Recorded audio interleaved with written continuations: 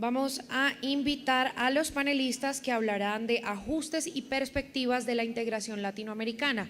Ellos son el profesor José Briceño Ruiz de la Universidad Cooperativa de Colombia, la profesora Ana Ayuso, el profesor Detlef Nolte, el profesor Andrés Servín y el profesor Alberto Rocha.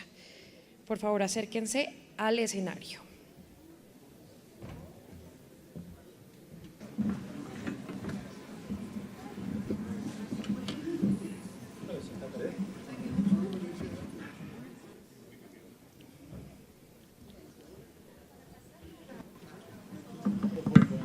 Hola, hola, hola. Hola, sí, hola. Hola, hola, hola. Hola, sí, 1, 2.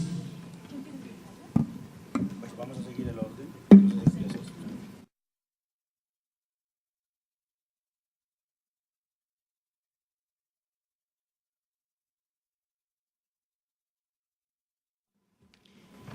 Escucharemos ahora una pequeña intervención del moderador José Briceño Ruiz.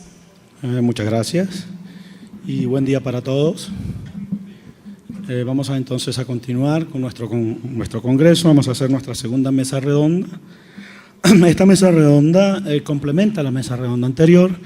En esta mesa redonda vamos a tratar los ajustes y las perspectivas de la integración latinoamericana. Y para ello también tenemos un panel de lujo, en el cual se van a tratar temas que son, digamos, centrales en la agenda actual, esta agenda cambiante que tiene la integración latinoamericana en los últimos años. Un primer trabajo es del doctor Ana Ayuso, que me acompaña acá a mi izquierda, que va a tratar un tema interesante, crucial para América Latina, como son sus relaciones externas, sus relaciones interregionales, que durante algún tiempo estuvieron un poco detenidas o paralizadas, pero que, como sabemos, en el caso del Mercosur han sufrido un impulso importante con el relanzamiento del acuerdo bilateral de asociación estratégica y que también en la Alianza del Pacífico ha tenido un impulso interesante con la firma de un acuerdo de libre comercio con los llamados miembros asociados de la Alianza. En una segunda presentación, el profesor Detlef Nolte nos va a dar una visión general. Todos estamos un poco a la expectativa de cómo va a ser esa visión sobre el pasado, y el pasado un poco lo conocemos todos, y quizás no es sorpresa mucho para nosotros, pero sobre todo sobre el futuro de la integración. Ahí tengo gran expectativa de escucharlo, profesor, a ver cómo vislumbra, cómo desde Alemania se vislumbra el futuro de la integración latinoamericana. Luego viene Andrés Servín.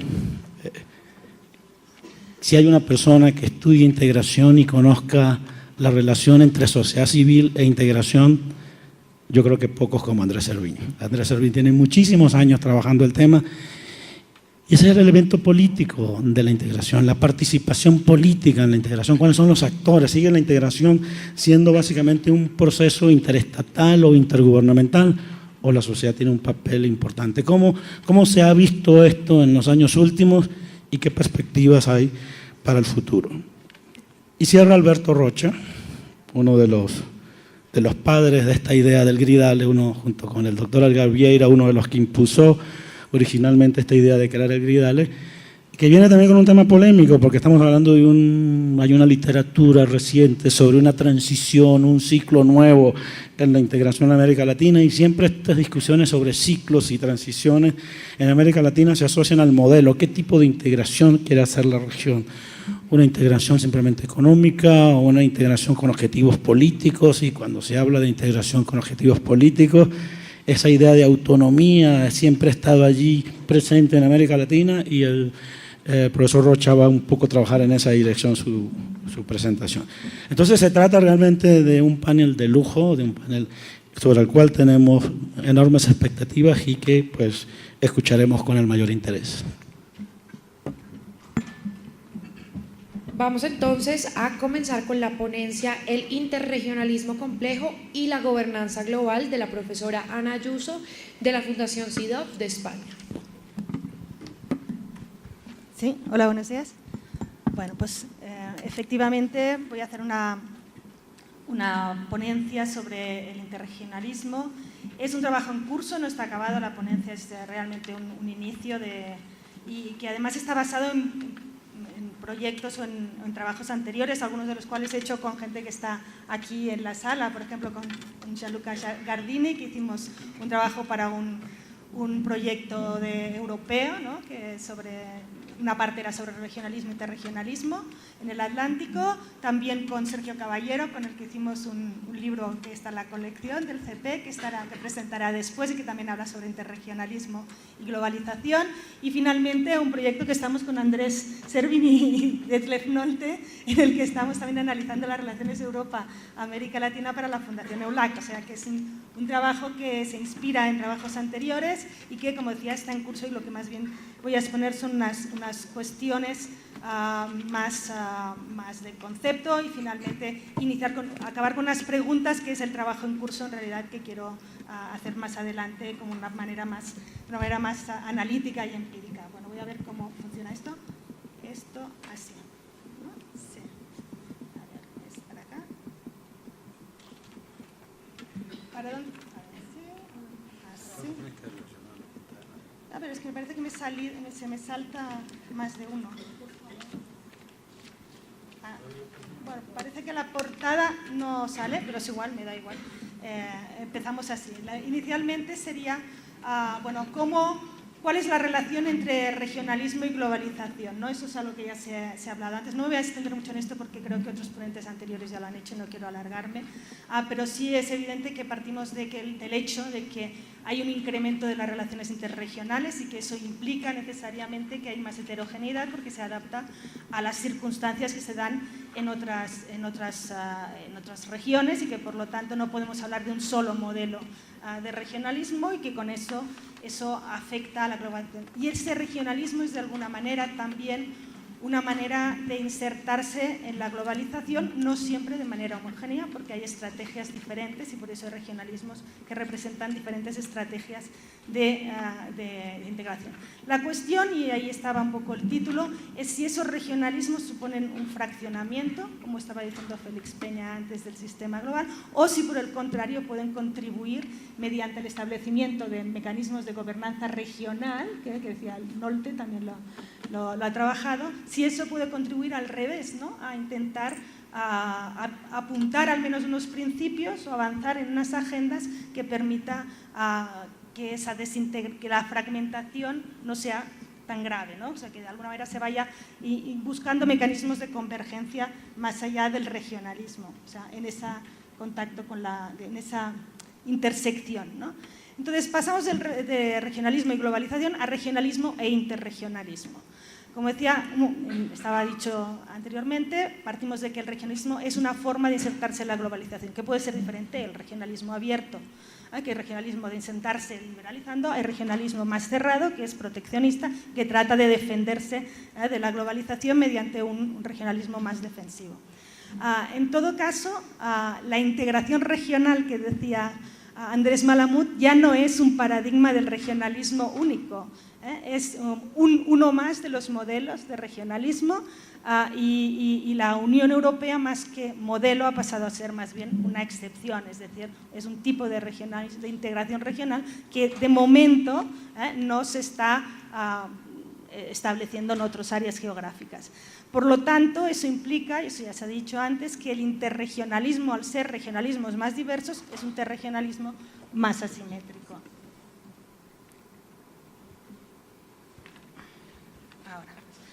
Y entonces pasaría ya a las características, a la conceptualización del interregionalismo. Ese es el trabajo que hicimos con Gianluca, basándonos en las categorías de Hangui, donde él intentaba, digamos, traducir el interregionalismo muy basado en la experiencia europea, eso todo hay que decirlo, en tres categorías básicas, que sería el regionalismo puro, que sería de región a región, de organismo regional a organismo regional, los acuerdos regionales, que significa entre grupos de estados que actúan mediante esquemas interregionales, pero en que cada estado mantiene sus competencias, no hay una relación directa grupo a grupo. Y luego estaría el interregionalismo híbrido, que sería relaciones de instituciones regionales, en este caso la Unión Europea básicamente, con estados individuales.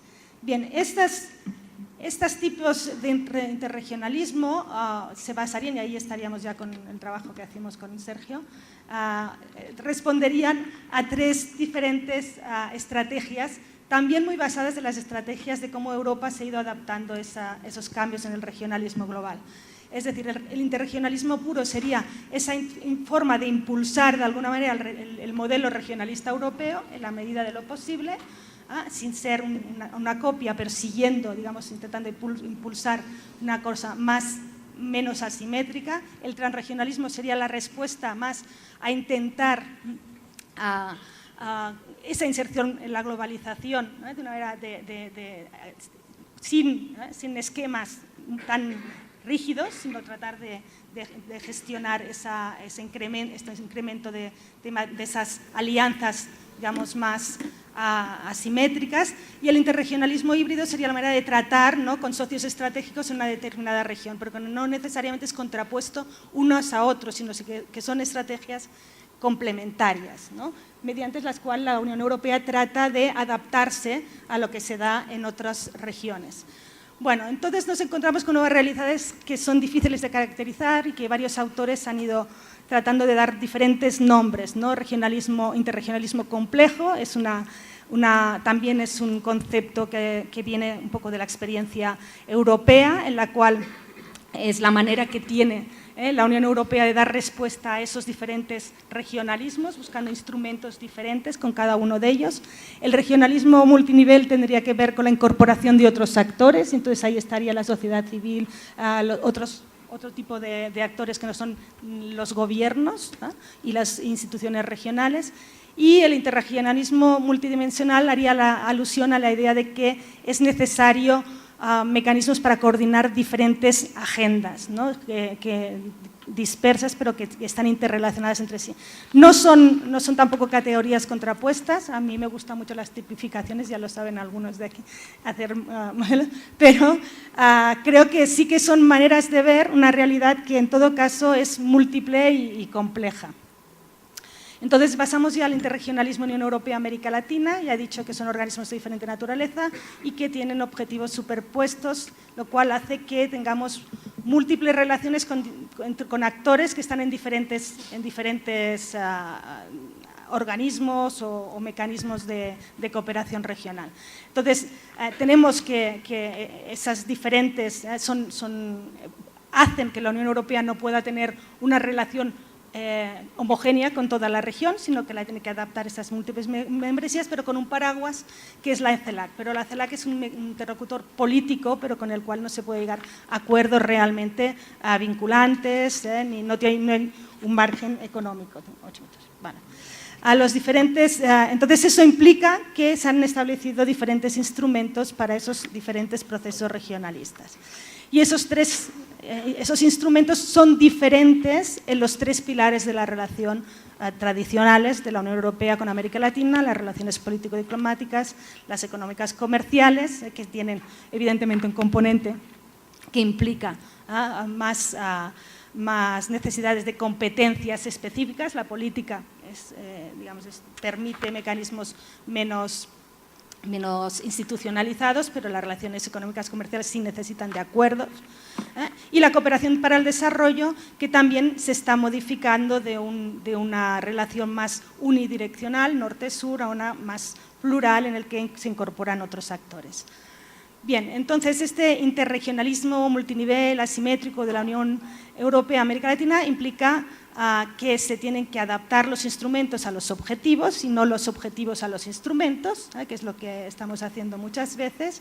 Los objetivos tienen que estar por delante de los instrumentos y que, por lo tanto, estos tienen que acomodarse también a los diversos modelos o ciclos de regionalismo que se dan, sobre todo en América Latina. No digo que en Europa no hayan cambiado, ¿no?, pero donde se dan más ciclos y más cambios es en América Latina. Y también implica incorporar esos diversos grados de desarrollo, lo cual implica un tratamiento de las asimetrías no solamente al interior de los mecanismos, sino también en las relaciones interregionales. Y incorporar lo de los actores, ya lo explicará Andrés un poquito más. Y bueno, pues entonces la pregunta sobre la que quiero basar basándome en estas premisas, la investigación y que no está desarrollada, pero que quiero centrar en dos temas, es esa. ¿Contribuye este interregionalismo a generar procesos de convergencia normativa en diferentes aspectos o al revés? Lo que hacen es crear órdenes regionales que fracturan el orden global. Esto iría un poco en la línea que estaba explicando Félix Peña. ¿Hasta qué punto pueden ser mecanismos que contribuyan a fortalecer la gobernanza global o al revés, que signifique una fragmentación y genere aún más asimetrías? Bueno, y aquí simplemente apuntar dos temas. Uno sería el de la asociación económica, no me voy a entretener porque lo ha explicado mucho mejor Félix Peña, es decir, en qué medida estos TLCs, estos acuerdos de asociación, están contribuyendo a fortalecer la OMC o al revés, ¿no? a debilitarla.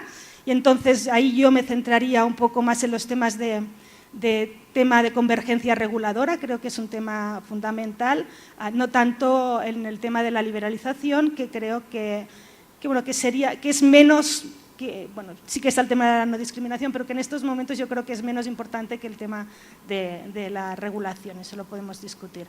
Y el otro tema que en cambio sí veo, ese sería el caso más conflictivo, y el cambio en el caso donde sí veo una relación positiva entre regionalismo y globalización es en el caso de la Agenda 2030, donde sí se pueden generar una agenda compartida que implique que esos compromisos globales y esos compromisos regionales que se han montado, sean tanto en América Latina a través del foro de alto nivel sobre el desarrollo sostenible y el nuevo consenso sobre el desarrollo de la Unión Europea, ahí sí se pueden establecer mecanismos que sean, digamos, convergentes y que apoyen la agenda de desarrollo global, ¿no? De los ODS.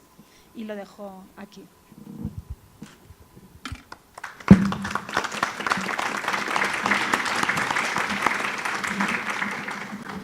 Agradecemos a la profesora Ayuso. Ahora continuamos con la ponencia Pasado, Presente y Futuro del Regionalismo Latinoamericano. Lo bueno, lo malo, lo feo y lo necesario. Por el profesor Detlef Nolte del German Institute of Global and Area Studies de Alemania.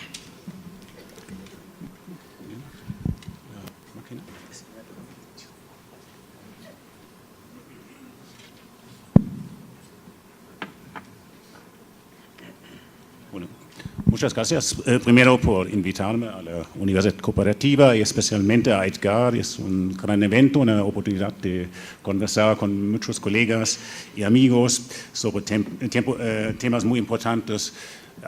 En el pasado siempre fue un poco complicado para un europeo de hablar en América Latina sobre los problemas y desafíos del regionalismo. Ahora, después de la crisis del euro, del Brexit y también la crisis actual de los movimientos migratorios, creo que es mucho más fácil de entrar en un intercambio de las experiencias y los desafíos. Como ya fue mencionado, he cambiado un poco el título de mi presentación. Ahora es Lo bueno, lo malo, lo feo, lo necesario. Tal vez ustedes conocen esa famosa película de Sergio Leone. Lo necesario es la parte nueva de mi lado. Bueno, ¿qué quiero decir con eso? Bueno, lo bueno del regionalismo para mí son los factores que le han dado continuidad en el tiempo, así como sus avances. Lo malo son las limitaciones estructurales, o también se pueden denominar las fisuras del regionalismo en América Latina. Lo feo son los desafíos y conflictos, especialmente de tipo coyuntural, la crisis actual de UNASUR. Y lo necesario, la parte nueva de la película, son algunas reflexiones sobre los pasos y las estrategias que tal vez se debería tomar para reflotar el regionalismo latinoamericano. Voy a empezar con lo bueno. Bueno, por un lado, eso sabemos, la América Latina en comparación con otras regiones es una región pacífica, relativamente es más fácil encontrar, crear organizaciones regionales, la tradición del respeto al derecho internacional, etc. Además, hay una larga tradición de proyectos regionales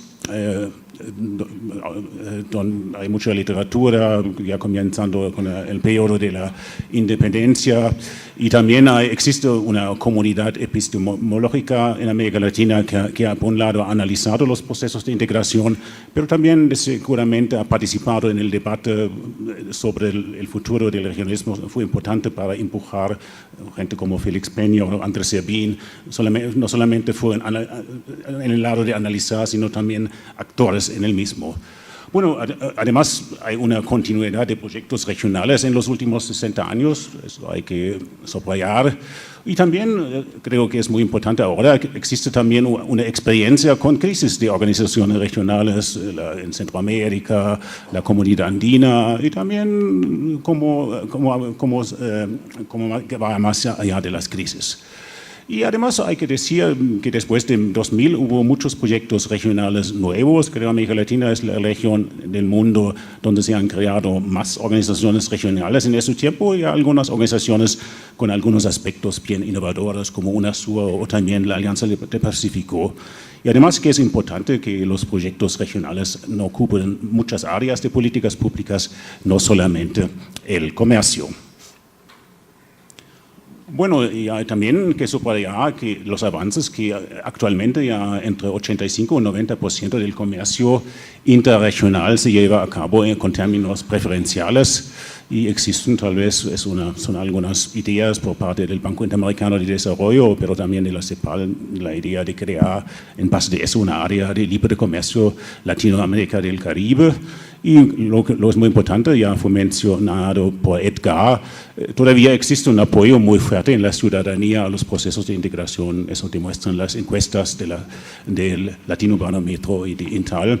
Y además también hay un apoyo externo a los procesos de cooperación. Por un lado, la Unión Europea siempre ha apoyado los procesos de integración, pero ahora si vemos el Fórum China, CELAC, también por parte de China existe un cierto interés de interactuar con América Latina, no solo uno para uno, solo en el grupo. Bueno, ahora lamentablemente voy a presentar más aspectos malos que positivos. Bueno, lo malo, esas son en mi opinión las limitaciones del regionalismo latinoamericano. Por un lado, eso ya fue mencionado, es una región fragmentada, hay diferentes tipos de integración regional, subregional, es América Latina, es Sudamérica, o es una integración más bien continental, como con la idea del ALCA. Y existe el desafío de manejar la interacción de esas diversas organizaciones regionales, eso se llama en inglés el overlapping, o eso proponen diferentes organizaciones. Hay una muy baja regionalización económica, el comercio interregional es un menos que 20%, si eso comparamos con otras regiones del mundo, es una base muy débil para avanzar en lo económico. Además, aún más allá tenemos una fragmentación de los acuerdos preferenciales que a veces son difíciles de armonizar. Y además la gran expectativa del regionalismo abierto, que se va a aumentar la competitividad de las empresas locales y sus exportaciones al mercado global, no se han realizado.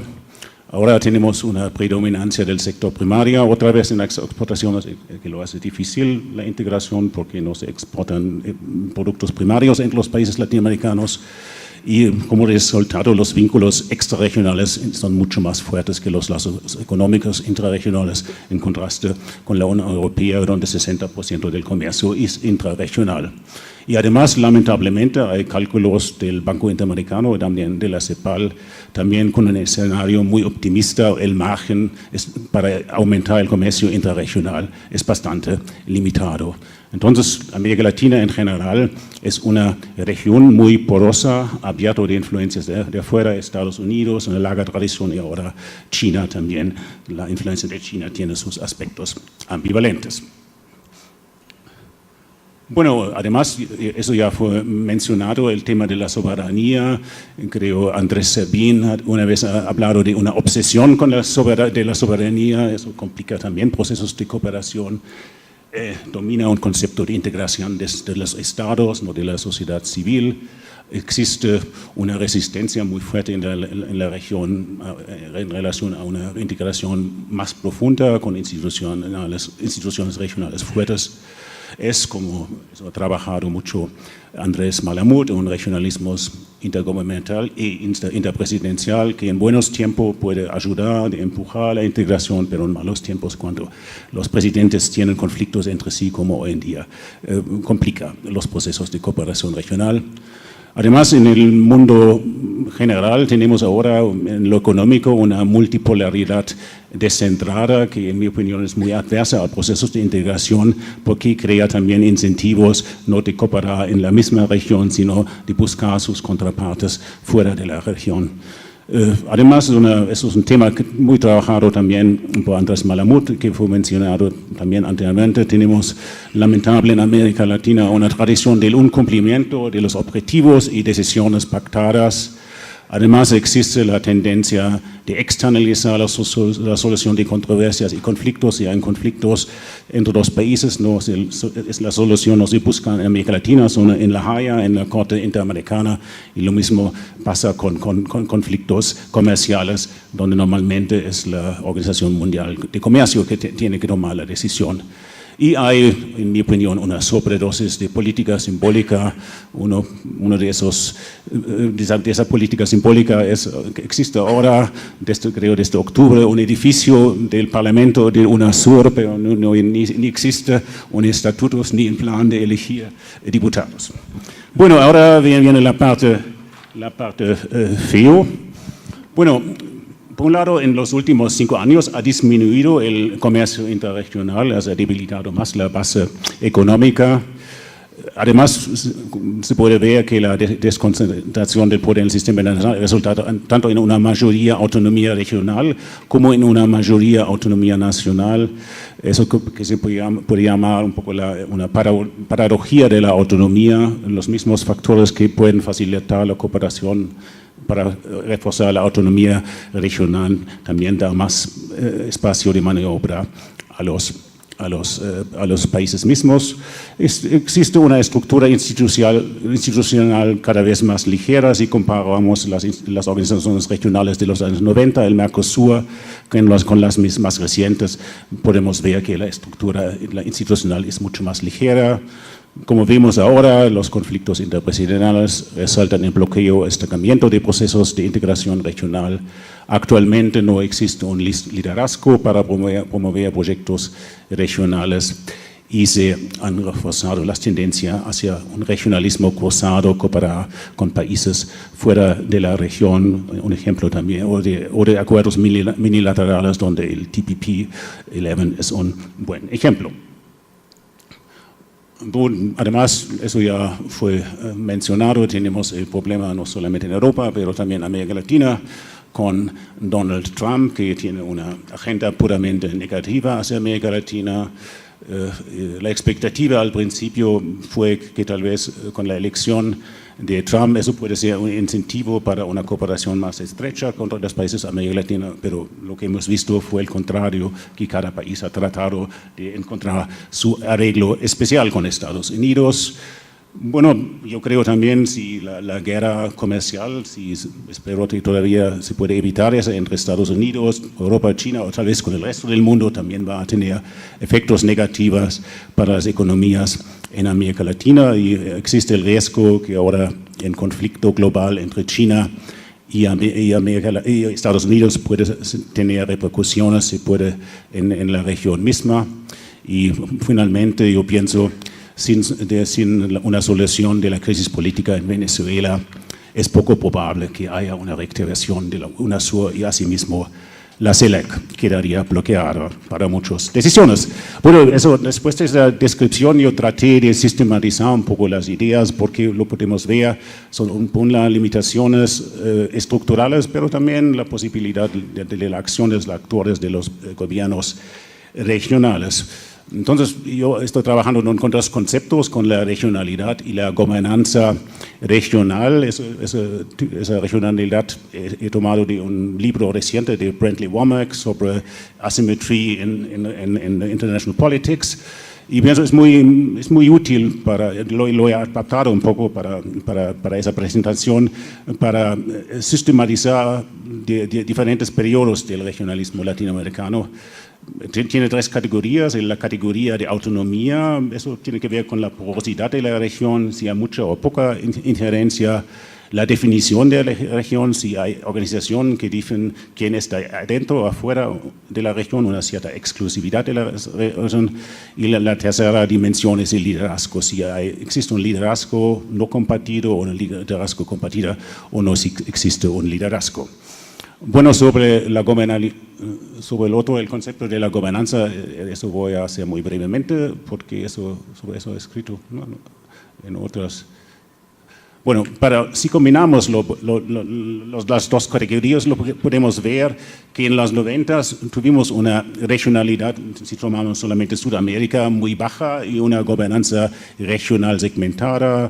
Estaba la comunidad andina, el Mercosur, pero no hubo una organización para toda Sudamérica.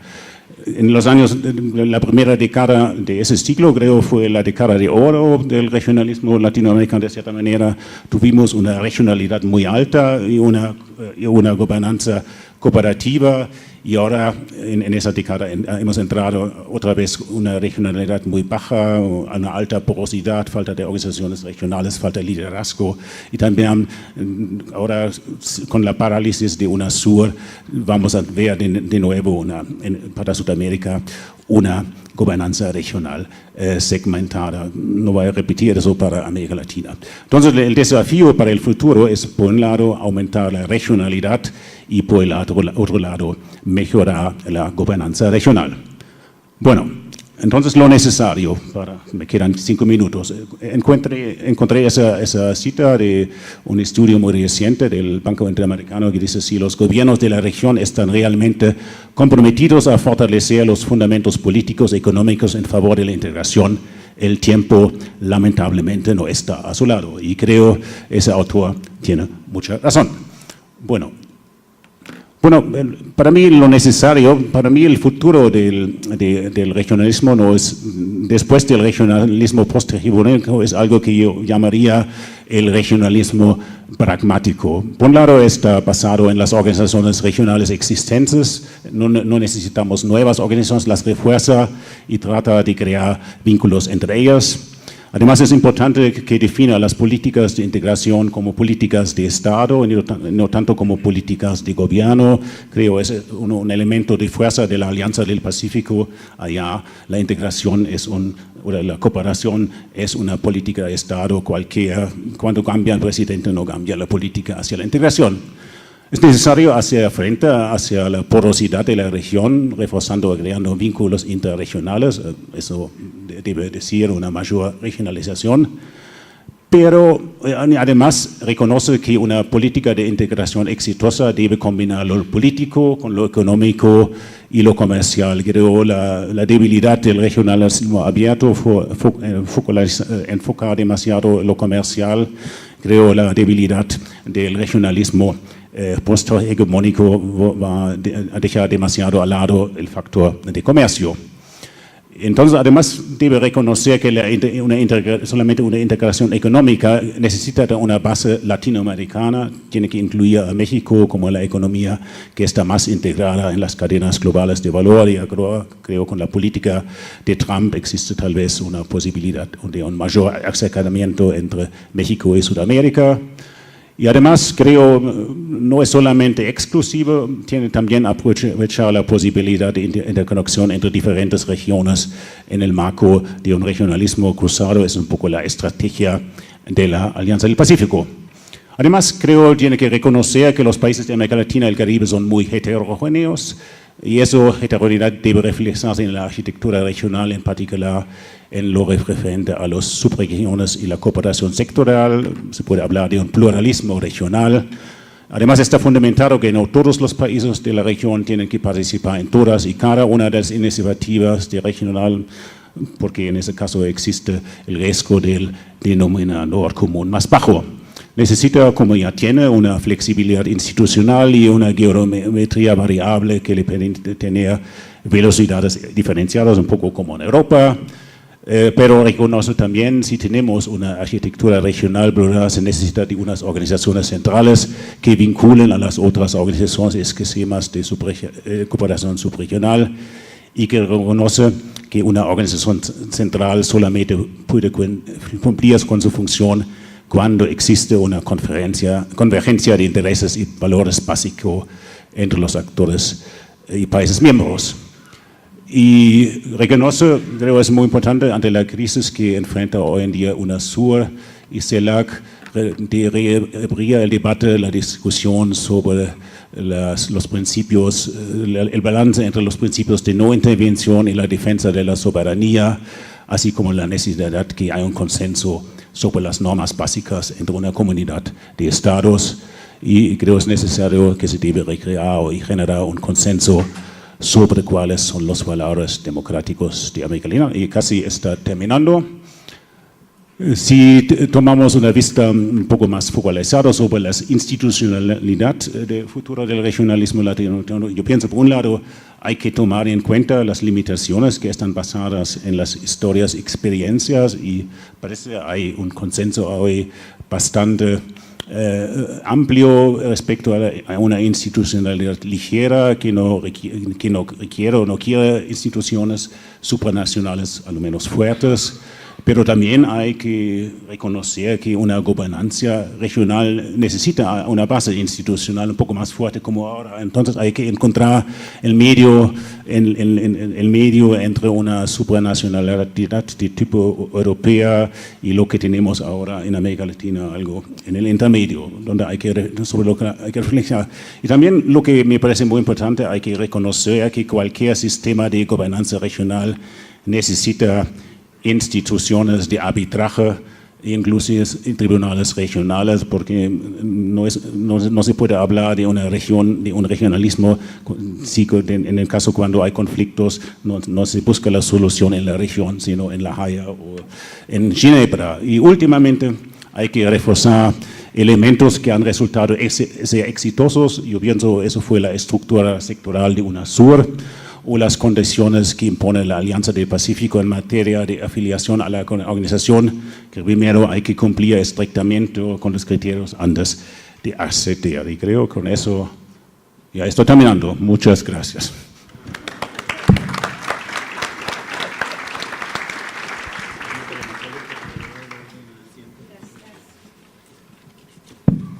Gracias al profesor Nouti por su intervención y continuamos con la ponencia Integración Regional y Sociedad Civil, cuando el ausente sigue ausente, por Andrés Servín, presidente de la Coordinadora Regional de Investigaciones Económicas y Sociales de Argentina. Les recordamos que pueden hacer sus preguntas escribiéndolas en las tarjetas que está repartiendo nuestro equipo logístico. Muchas gracias. En primer lugar, muchas gracias a la Universidad Cooperativa de Colombia. Y en segundo lugar, un agradecimiento muy especial a Edgar Viera y a José Briceño, porque me persuadieron de retomar un tema que yo ya no trabajo hace varios años y al que no quería volver. Entonces, depositaron su confianza en mí y me obligaron a aceptar el desafío. No sé qué va a salir de la aceptación de ese desafío, pero han surgido cosas interesantes y las voy a compartir con ustedes. Imaginemos que la sociedad civil regional es la lonja finita que está en medio de dos pedazos de pan. Es decir, un sándwich en donde lo más importante es la dinámica que se da a nivel global, internacional, por un lado, y por otro lado la dinámica doméstica. Y a partir de la confluencia de las dos dinámicas es que se construyen los espacios y la posibilidad de una participación ciudadana. La primera parte, la parte de las transformaciones globales, ya se ha hablado abundantemente en el día de hoy, pero yo sí quisiera precisar algunas cosas, por lo menos en los títulos. Estamos viviendo un proceso de transición en el sistema internacional, es un cambio sistémico probablemente, que implica transformaciones en el ámbito de la globalización, que adquiere otros contornos, en el ámbito de la gobernanza global que debería regular esa globalización y no la ha hecho demasiado bien, en el ámbito del multilateralismo que avanzó hasta convertirse en un multilateralismo complejo con la participación de diversos actores y que ahora está en crisis, y en el ámbito de lo que se instituyó durante 70 años y con más fuerza después del fin de la Guerra Fría, el orden liberal internacional. Y solamente una mención a este último punto porque me parece muy relevante para lo que vamos a ver sobre la participación ciudadana en general. Una de las transformaciones que estamos presenciando es que progresivamente, y hay un gran debate sobre esto, el orden liberal internacional, con una agenda muy definida de temas, y menciono los temas más blandos, como democracia, derechos humanos, desarrollo, agenda social, ese orden liberal internacional está en cuestión. Y no está en cuestión solamente por la aparición de algunos actores decisivos para la configuración de un probable orden iliberal internacional, sino porque el mismo protagonista de ese orden, el actor protagónico y hegemónico durante muchos años, está poniendo en cuestión gran parte de los valores de ese sistema. La mejor prueba de esto es lo que aconteció ayer o antes de ayer con la retirada de Estados Unidos del Consejo de Derechos Humanos de las Naciones Unidas. Entonces, nos encontramos con que la parte arriba del sándwich está pasando por grandes dificultades y eso se refleja muy claramente. Hay una serie de estudios del Instituto de Estudios Sociales de las Naciones Unidas que muestran claramente que en los últimos años la actividad y la participación de las organizaciones no gubernamentales en el sistema multilateral ha ido decreciendo. Por un tema de fatiga, por un tema de desmovilización y por un tema de que no aciertan con, valga la redundancia, los temas de la agenda que deberían promover en los espacios multilaterales. Entonces, a esto se suma una crisis de algunas ONGs que han pasado, como en el caso de Oxfam, por situaciones muy dramáticas que replantean el sentido de las organizaciones de la sociedad civil a nivel internacional. Bueno, si esto nos pasa con la parte de arriba del sándwich, vamos ahora a la parte de abajo del sándwich. Y en la parte de abajo del sándwich, lo que tenemos en el caso de nuestra región es una situación dramática. Yo voy a citarles un párrafo del último estudio de Civicus sobre los espacios de participación cívica en América Latina. Los datos para las Américas muestran que el espacio cívico se estrechó en 21 de los 35 países. Fue obstruido en 9 y fue reprimido en 3. En términos democráticos, ello supone que más de la mitad de la población del continente vive en países con un espacio cívico obstruido o represivo. Y el 45% restante vive en países donde el espacio cívico es estrecho. El continente alberga un país además con un espacio cívico cerrado y uno solo de categoría abierto. ¡Wow! Eso deberíamos contrastarlo con los datos de Latinobarómetro.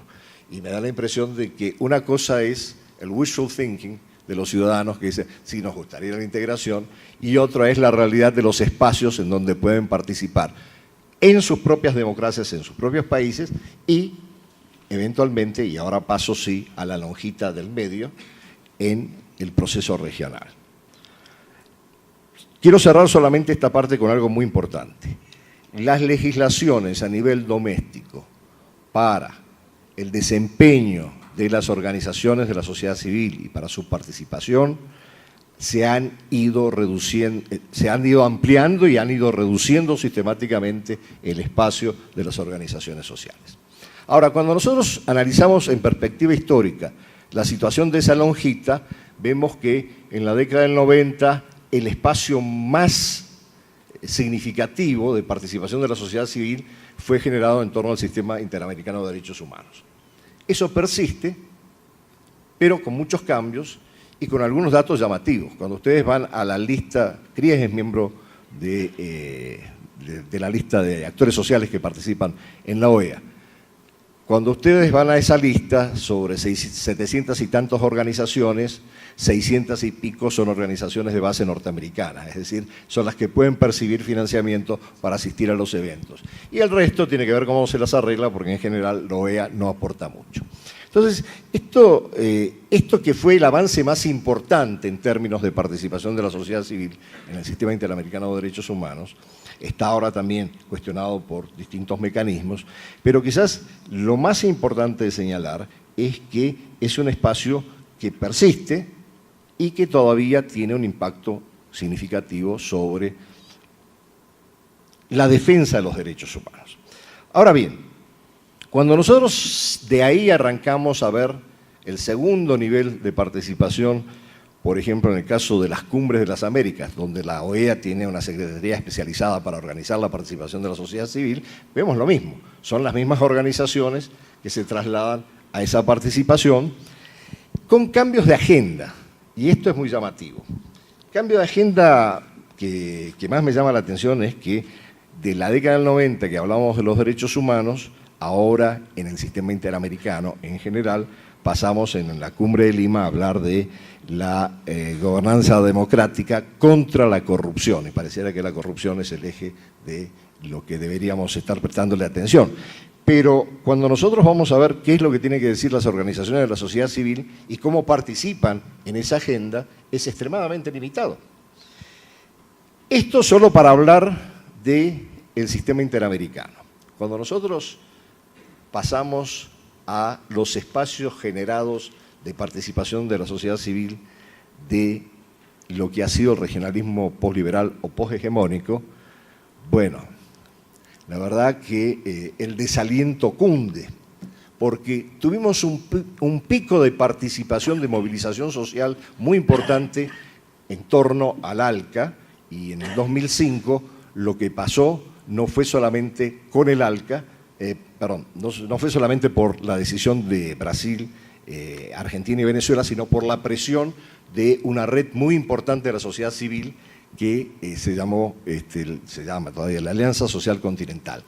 El pequeño detalle es que la agenda de la Alianza Social Continental, construida en un espacio a lo largo y a lo ancho de las Américas, fue cooptado finalmente por el ALBA.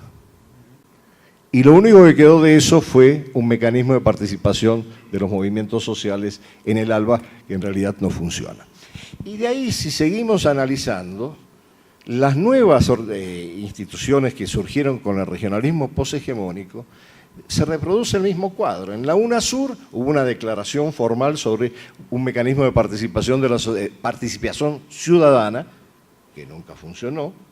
En la Alianza del Pacífico también hay una mención a la necesidad de la participación ciudadana, pero nunca se concretó.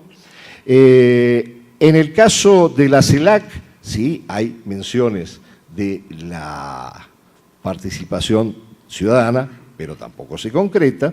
Entonces, si vemos en retrospectiva, lo importante ha sido que durante 10, 15 años hubo una gran movilización social expresada en las cumbres sociales. Y las cumbres sociales no solamente transmiten una agenda a los gobiernos en todos los esfuerzos intergubernamentales, sino que además de transmitir una agenda, bueno, lograron cosas como esta. Nadie menciona esto como un hecho, pero es un hecho fáctico, valga la redundancia, muy importante.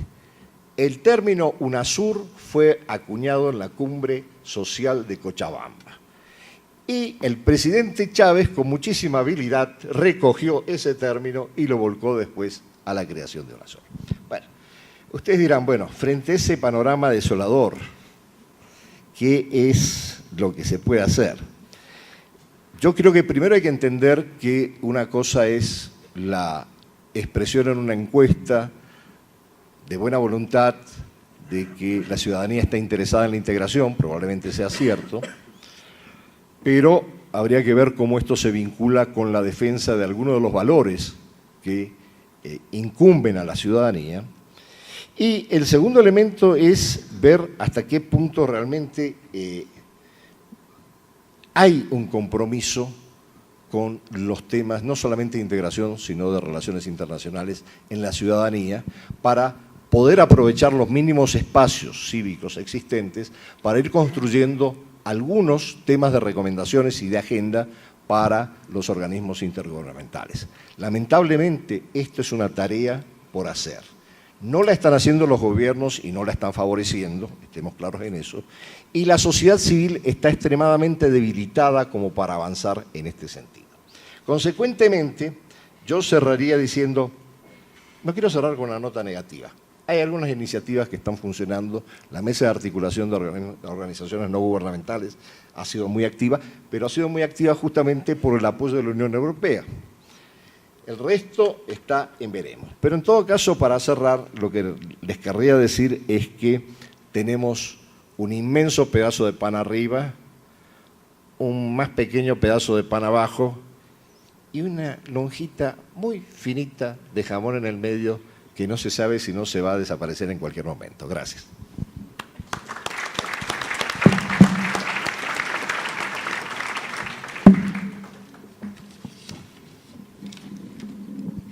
Agradecemos al profesor Andrés Servín y finalmente contaremos con la ponencia Un ensayo de gobernabilidad autónoma regional en un contexto de gobernanza, gobernabilidad subregional, la dimensión político-institucional de los procesos de integración de América Latina 2000 a 2016, del profesor Alberto Rocha de la Universidad de Guadalajara de México.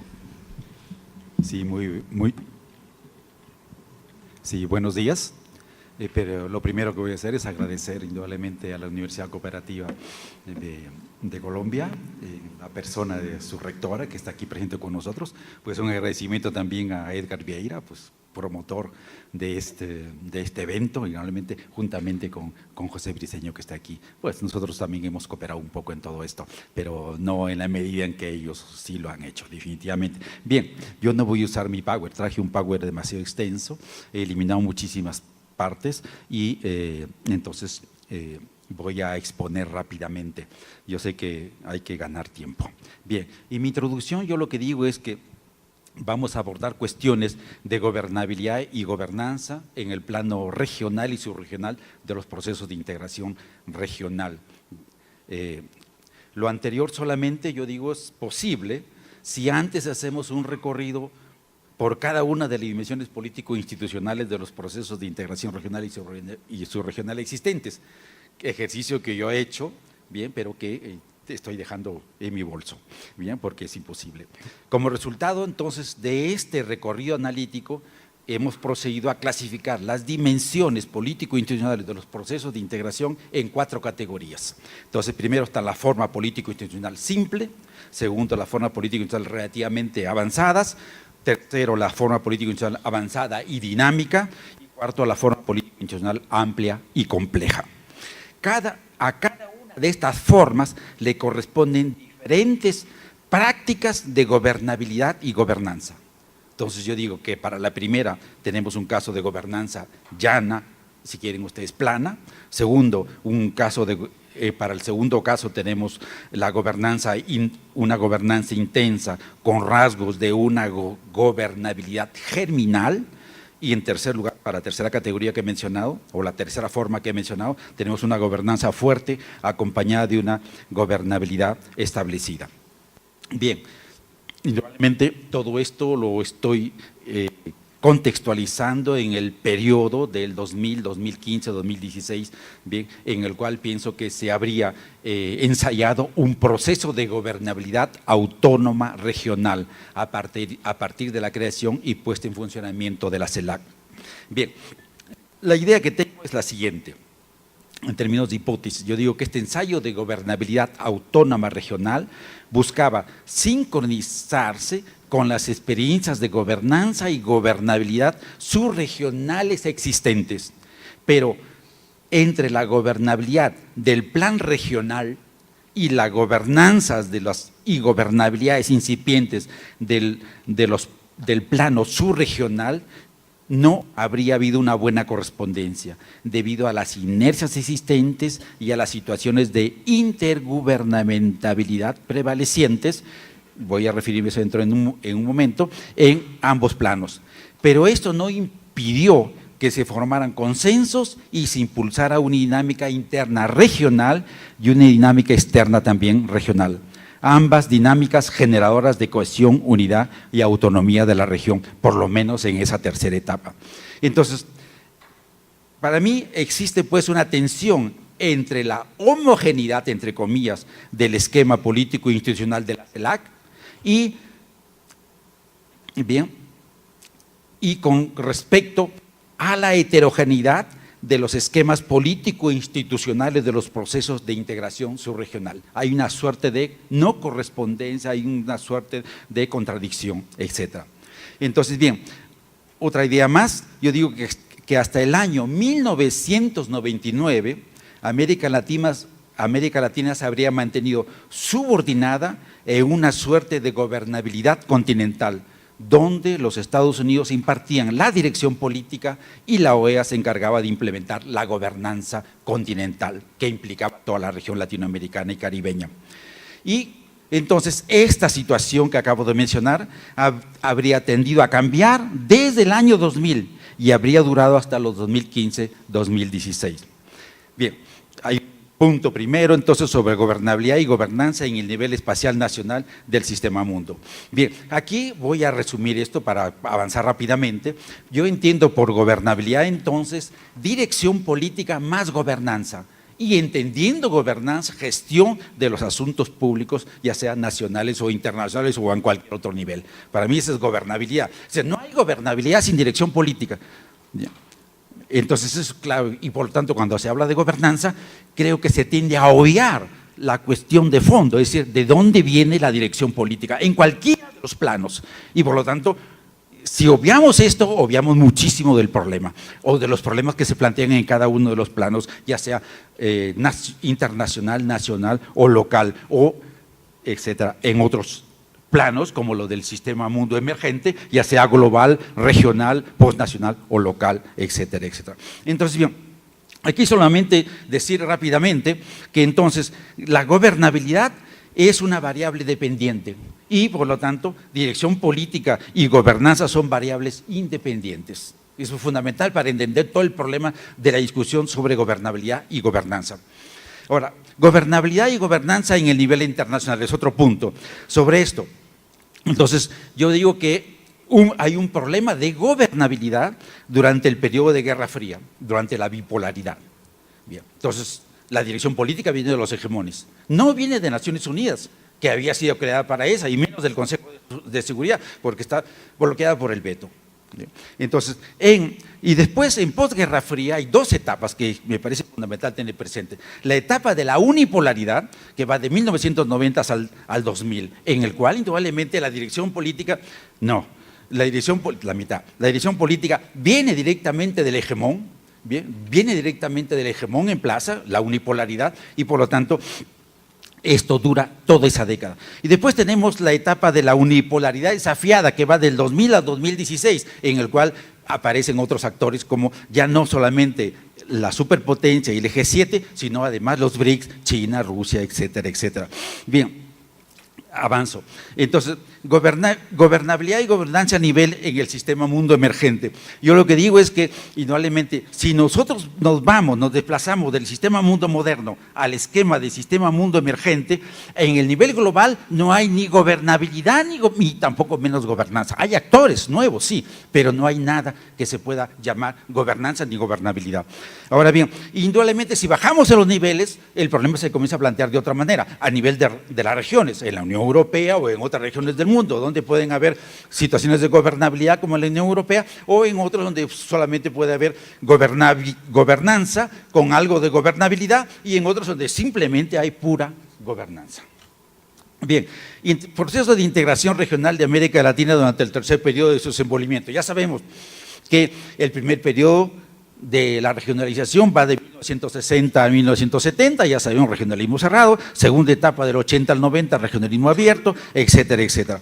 Para la tercera etapa, que es la etapa del 2000 al 2015, 2016, ahí sí hay novedades. No me voy a detener sobre esto, pero hay por lo menos el aumento de las subregiones, se crean más subregiones. Segundo, se crean dos regiones meso, como es Mesoamérica y Sudamérica, bajo la hegemonía de México como potencia regional y de Brasil como potencia regional en Sudamérica, etc. Y más abajo de eso están todos los esquemas de integración subregional y más abajo los bilaterales, etcétera, etcétera.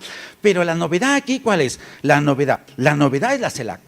¿Bien? Más allá de lo que acabo de mencionar, creo que la novedad es la CELAC, porque por primera vez se genera en América Latina una instancia de producción de dirección política. Y eso me parece fundamental, eso es lo cualitativo en la región durante el periodo del 2000 a 2015. eso está bloqueado ahora, etcétera, etcétera. Bien, voy rápidamente a la clasificación de las dimensiones político-institucionales de los procesos de integración regional y subregional de acuerdo a sus organigramas. Tengo todos los organigramas ahí, pero yo digo que hay esquemas simples, pues. El TLC México-Colombia y el TLC México-Chile, pues aquí indudablemente son instituciones sencillas, económicas, comerciales o similares, son órganos dirigidos por tecnocracias, aquí no hay en absoluto idea de sociedad civil y indudablemente aquí se pueden anotar todos los TLC bilaterales y algunos otros como el ACE, que son ACES, etcétera, etcétera. Después están los esquemas relativamente avanzados, ALBA, Asociación de Estados del Caribe y el proyecto de integración mesoamericano. Aquí las cosas cambian un poquito, no voy a leer todo esto, tienden a cambiar algo. Aquí, indudablemente, las instituciones comienzan a tener un mayor nivel de avance, pero en lo fundamental se sigue todavía en instituciones de carácter comercial, económico-comercial, hay algo de instituciones políticas, etcétera, etcétera. Después están los esquemas avanzados y dinámicos, la CELAC, la UNASUR y la Alianza del Pacífico. Aquí hay un cambio mayor todavía. Creo que hay un aumento de instituciones que son, me parece, importantes, etcétera, etcétera. Bien, y finalmente están los esquemas amplios y complejos como la CAN, la SICA, el CARICOM y el Mercosur. En este caso, creo que son los 4 ejemplos de uniones aduaneras imperfectas indudablemente y que tienen metas de ir un poco más allá en los niveles de integración, aunque el caso de la CAN, pues ya sabemos, está en una crisis espantosa, etcétera, etcétera, es posible que desaparezca. Bien, pero entonces, en este caso último, que me parece en el cual quiero quiero insistir, en este caso último, ¿qué es lo que tenemos? Ya tenemos una combinación de instituciones intergubernamentales, que son mayoritarias, pero ya hay un mínimo de instituciones supranacionales. Y eso me parece muy importante, porque eso nos lleva a decir y a plantear de que hay un mínimo de gobernabilidad acompañado de una gobernanza muy importante. Entonces las cosas comienzan a cambiar y eso me parece sumamente interesante. Ahora, después yo he hecho una clasificación de las dimensiones político-institucionales de los procesos de integración regional de la siguiente manera. Yo entonces ya lo dije hace un momento, existen indudablemente las instituciones que pueden ser clasificadas como formas político-institucionales simples, llanas, TLCs, puramente TLCs y acuerdos bilaterales, la forma político-institucional relativamente avanzadas, ALBA, Acción de Estados del Caribe y el proyecto de integración mesoamericano, bien, donde la gobernanza es intensa a la que se añaden rasgos de una gobernabilidad germinal. Bien, después tienen ustedes la forma político-institucional avanzada y dinámica, CELAC, UNASUR y Alianza del Pacífico. Resumo, digo, aquí la práctica de la gobernanza es un poco más fuerte y está complementado por un ejercicio de gobernabilidad creciente. Entonces las cosas comienzan a cambiar y finalmente la forma político-institucional amplia y compleja, CAN, SICA, CARICOM, Mercosur. En estos casos, yo digo, aquí la gobernabilidad ha avanzado un poco más porque hay instituciones que han ido avanzando y se han ido consolidando en términos económicos, políticos, sociales, incluso hasta culturales, y además de eso hay una gobernanza, por lo tanto, como tal. Entonces hay gobernabilidad más avanzada y con una gobernanza fuerte como tal. Bien, y con respecto a la CELAC, yo resumo la cuestión de la CELAC diciendo lo siguiente. Yo digo que con la CELAC se construyó en la región latinoamericana y caribeña un bosquejo de gobernabilidad y gobernanza regional, en el cual en el primer plano están los órganos regionales, indudablemente la CELAC al medio, juntamente con los otros, siguen los otros esquemas, los mesorregionales, más abajo los subregionales y los TLC. Yo creo que eso es un esquema o mejor un bosquejo de gobernabilidad y gobernanza regional. Bien, y eso es lo que permitió que en América Latina, en ese periodo, se pudiera impulsar una gobernabilidad autónoma regional, que es lo que se está perdiendo en los momentos actuales. Yo creo que entonces eso es fundamental, es decisivo, creo que fue el punto clave decisivo durante el periodo que acabo de mencionar. Conclusiones, y con eso termino, por favor. Dame 2 minutos si es que ya me pasé o no. Primera cuestión, en el cuarto periodo, entonces digo, del proceso de integración regional, nos encontramos en una total incertidumbre, que va del 2016 para adelante, es el cuarto periodo. La CELAC se encuentra paralizada como foro político diplomático. No hay consenso y tampoco cumbres presidenciales. La UNASUR también se encuentra casi detenida como foro político diplomático. Tampoco hay consenso y un grupo de países se ha retirado temporalmente. Espero que sea temporal, como en el caso de la CELAC. El Mercosur se encuentra en proceso de reorientación político y de reestructuración institucional. Bien, la CAN posiblemente desaparezca. Y digo, anoto entre paréntesis, la primera víctima del bilateralismo exacerbado en la región. También sucedió lo mismo con el G3. Voy a terminar. Dicho sea de paso, el bilateralismo extremo termina tarde o temprano por cuestionar la misma región. Bien, el SICA y la CARECON se encuentran en situación de bajo perfil y a la espera. La Alianza del Pacífico aparece como el proceso que se mantiene y persiste porque está apuntalado por gobiernos neoliberales, entre comillas. Lo pongo entre comillas y lo voy a explicar por qué. Y por lo tanto, se estaría buscando redefinir el llamado regionalismo abierto, que también lo coloco entre comillas, porque entre neoliberalismo y regionalismo abierto me parece que hay una sincronía muy fuerte y ambos están obsoletos, no tienen futuro, definitivamente.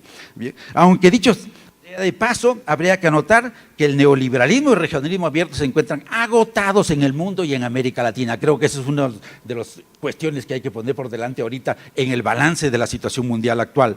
Lo cierto es que el mundo se ha encaminado hacia una multipolaridad estatal, que creo que es el consenso de este Congreso. Creo que ese es el punto de partida. Pero la cuestión de fondo es el balance de cómo se llega a la multipolaridad estatal. El balance. Entonces yo digo rápidamente, Andrés Servín lo apuntaló ya, se terminó el orden, se terminó el orden que apareció en 1945 y que dio lugar a la bipolaridad, y se habría terminado también el ensayo de unipolaridad que impulsó Estados Unidos juntamente con el G7. Entonces, por lo tanto, el orden mundial económico, político, social y cultural está en crisis, y eso pone en crisis a todo, definitivamente. Entonces estamos en tiempos de redefiniciones. Creo que hay 3 doctrinas que están en la disputa, y con eso cierro, ya voy a cerrar.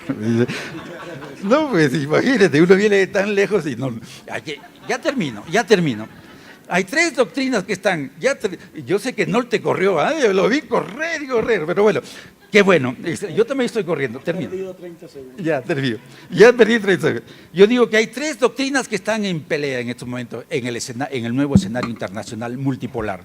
Y ese es el conservadurismo populista regresivo de Donald Trump, de Theresa May, Inglaterra, y otros que lo están siguiendo, que están impulsando un bilateralismo nacionalista y supremacista, y que creo que es altamente corrosivo de los procesos de integración regional, y que están impulsando no solamente el bilateralismo, sino también el minilateralismo, pero creo que esto es como resultado de la multipolaridad. Ese es el nuevo contexto, Bien, y así sucesivamente. Está la segunda, que es el conservadurismo neoliberal extrovertido, que impulsó el multilateralismo neoliberal, que está en repliegue.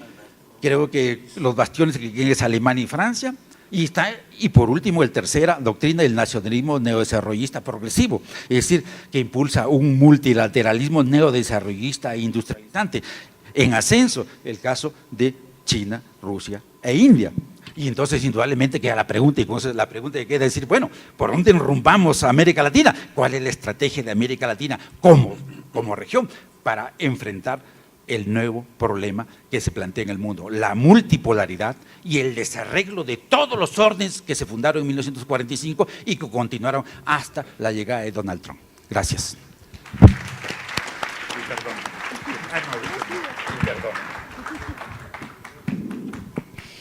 Gracias, profesor Rocha. Para concluir este panel, realizaremos una sesión de preguntas corta, moderada por el profesor José Briceño. Gracias.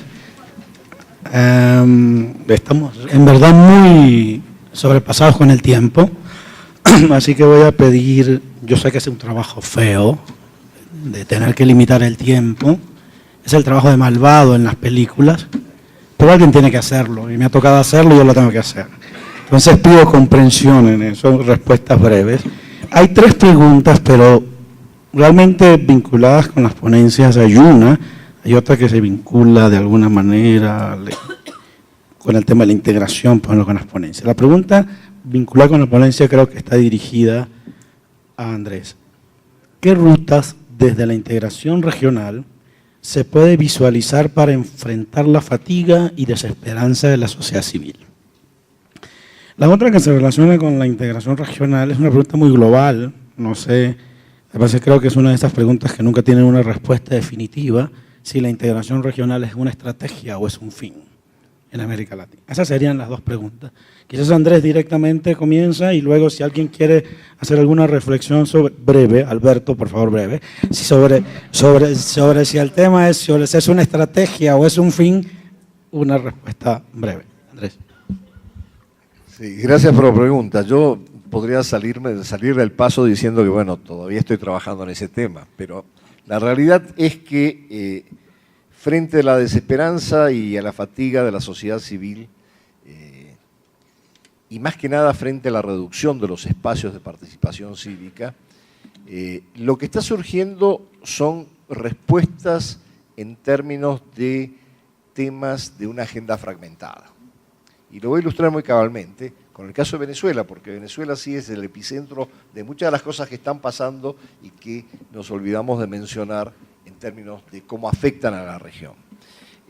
Por ejemplo, hay una serie de iniciativas de la sociedad civil que abordan no la crisis interna venezolana en su dimensión política, sino fundamentalmente la crisis humanitaria.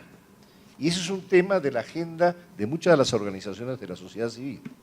Hay otros temas similares en torno, por ejemplo, al cuestionamiento a la reprimarización, el extractivismo, pero el problema fundamental es que no hay una agenda integral de la sociedad civil. No hay una serie de temas conectados que movilicen a los grupos dispersos que están trabajando en estos distintos temas. Y la construcción de ese espacio se hace extremadamente difícil, no solamente por la reducción de los espacios domésticos que ya señalaba, sino porque estamos entrando en una fase iliberal donde los temas de la sociedad civil, que son democracia, derechos humanos, desarrollo, agenda social, etcétera, etcétera, que son los temas blandos de la agenda internacional, van siendo cuestionados, eliminados o ignorados ampliamente. Muy bien. ¿Hay alguna reflexión sobre la otra pregunta? Bueno, me parece que es obvio, ¿no? La integración no puede ser nunca un fin en sí mismo, sino que es un instrumento para conseguir unos objetivos. Lo importante es cómo has diseñado esos objetivos y si los instrumentos que pones para la integración o para conseguir esos objetivos son los adecuados, ¿no? Y ahí es donde está el camino. Y aparte, es cierto, eso sí, que la integración, en el momento que se crea un mecanismo de integración, hay unas dinámicas internas que hacen bueno, pues que se generen unos caminos o unas... Es como la Unión Europea, ¿no? Se empieza por una cosa y se va llevando a otra, el funcionalismo y todo. Pero, de todas formas, lo que es obvio es que lo que hay que tener muy claro es cuáles son los objetivos para ver cuáles son los instrumentos de integración que necesitas.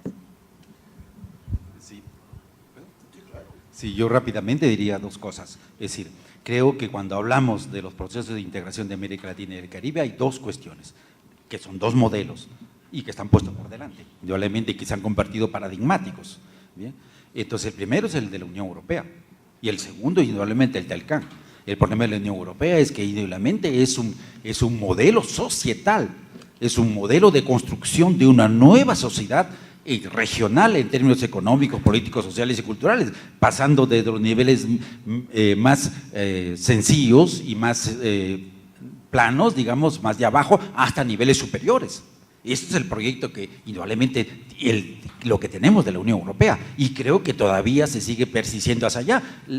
Lo que acaba de plantear el presidente Macron y que indudablemente la presidenta Angela Merkel, la primera ministra Angela Merkel se resiste. Bien, a seguir esos planteamientos, entonces eso me parece fundamental. Pero el otro esquema, eso es un paradigma, el otro esquema es el del TELCAN. TELCAN es decir, simplemente integración es mercado. Y claro, si tenemos en cuenta lo que se ha expuesto, si eso es integración o no es integración, no lo sabemos, pero es un modelo de integración y ahí está presente. Y por lo tanto, con ese modelo es contagioso.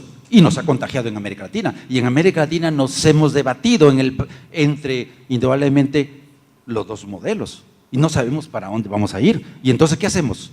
¿Cuál es la solución? ¿Nos vamos para el camino de la Unión Europea que siguieron las cuatro uniones de maneras imperfectas, una ya totalmente en crisis, o nos vamos en la dirección más sencilla de TLCs muy económico-comerciales, o nos quedamos en un término intermedio? Quizás por eso la Alianza del Pacífico aparece como algo interesante. Pues nos quedamos en algo intermedio, con instituciones, ya lo dijo Andrés, lo dijo también Nolte, indudablemente con instituciones un poco sencillas, pero indudablemente con un tratado de libre comercio abajo que pueda avanzar hacia posibles uniones aduaneras o algo de mercado común. Entonces, bueno, son los desafíos que tenemos, pero la cuestión de fondo es ya, ¿a dónde, no sé, por dónde nos orientamos y qué camino seguimos? Gracias.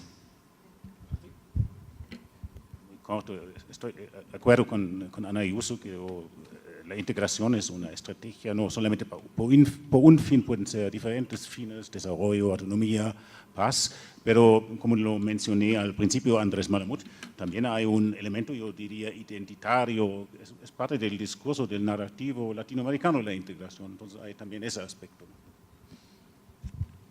Bueno, hemos concluido, muchas gracias.